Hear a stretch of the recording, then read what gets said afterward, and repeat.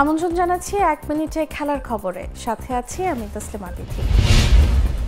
Squadron leader Asim জাওয়াদের শ্রদ্ধায় 1 minute নীরবতা পালন করা হয়েছে মিরপুর শেরে বাংলায় বাংলাদেশ ও জিম্বাবুয়ের মধ্যকার সিরিজের চতুর্থ টি-20-র আগে।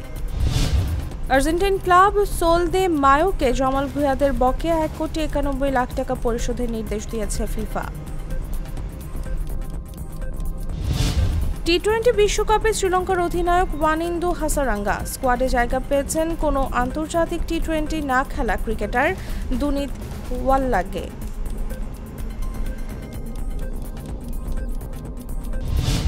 নিউজিল্যান্ডের বিশ্বকাপ স্কোয়াডে জায়গা না পাওয়ায় অবসরের ঘোষণা দিয়েছেন 65 টি-20 খেলা ব্যাটার কলিন মুনরো।